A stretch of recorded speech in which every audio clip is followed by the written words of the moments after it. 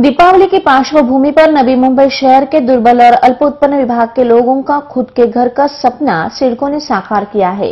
उन्नति गृह निर्माण योजना के 500 लाभार्थियों में से 6 लाभार्थियों को प्रतिनिधिक स्वरूप में घर की चाबियां बुधवार को सौंपी गई। सिडको अध्यक्ष प्रमोद हिंदुराव, व्यवस्थापकीय संचालक तानाजी सत्रे और संचालक नामदेव भगत की उपस्थिति में यह समारोह संपन्न हुआ। इस वक्त लाभार्थियों को शुभेच्छा देते हुए अध्यक्ष प्रमोद हिंदुराव ने कहा, उन्नती हाऊसिंग स्कीमचा ताबा लोकांना द्यायचा होता, तो आज प्राथमिक टप्प्यामध्ये आम्ही देण्याचा प्रयत्न केलेला आहे। 1344 घरं आम्ही या ठिकाणी बांधलेली आहेत। दर्जेदार काम सिडकोने केलेलं आहे।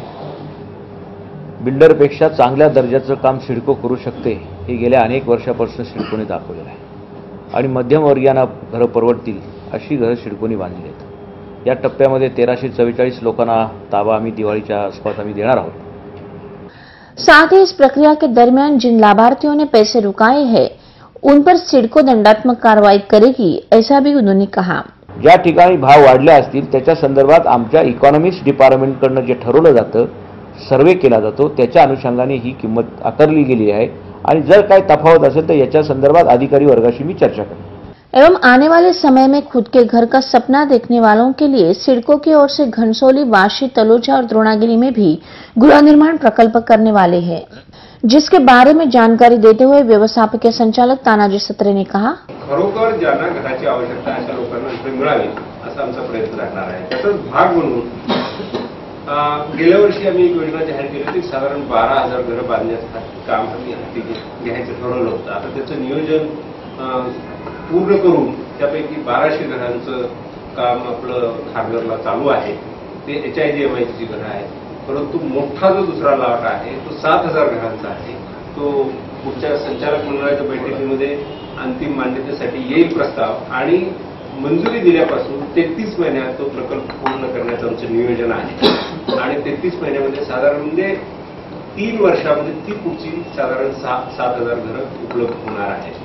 याचबरोबर आणखी EWS आणि LIG साठी घनसोली, नंतर वाशी आणि तळोजा अशा ठिकाणी घरं बांधण्याचं आमचं नियोजन आहे। साथ ही कुछ लाभार्थियों ने अपना आनंद भी जताया। घर मिळालं म्हणजे चांगल्या मुहूर्तावर मिळालं, लक्ष्मीपूजनच्या मुहूर्तावर मिळालं, त्यामुळे आम्हाला फार आनंद झाला आणि बांधकाम पण चांगलं आहे। बाहेर बिल्डर लोकांकडून जास्त महागड्या किमतीत आम्ही घर घेऊ शकत नव्हतो। आमची परिस्थिती नव्हती घर घेण्याची। 20 वर्ष नोकरी झाली नव्या मुंबईत, त्याच्या अगोदर 15 वर्ष आम्ही ठाण्यात काढले आणि आम्हाला हे जे घर मिळालं ते सिडकोकडूनच आम्ही घेऊ शकतो, बिल्डरकडून घेऊ शकलो नसतो। त्याच्याबद्दल आम्ही सिडकोचा फार आभार मानतो।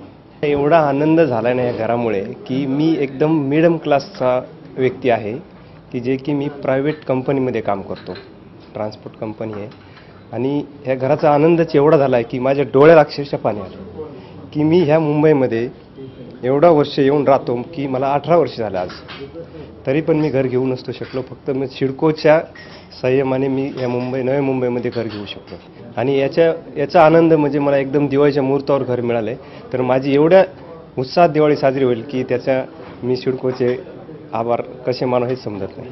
मला अत्यंत आनंद होतो की मी मिडल क्लासचा व्यक्ती आहे। मला की एका प्रायव्हेट सिक्युरिटीमध्ये मी काम करून सिडकोने आमच्या कमी बजेटमध्ये रूम दिलेले आहे। ती रूम आम्ही स्वतः जाऊन बघितलेली आहे। आतमधलं रूमचं बांधकाम, रूममधली व्यवस्था एकदम व्यवस्थित केलेली आहे आणि तिथे पाण्याची व्यवस्था पण 24 तास केलेली आहे।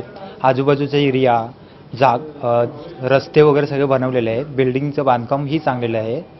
कैमरामैन सुशांत पवार के साथ जैन कबराल की रिपोर्ट।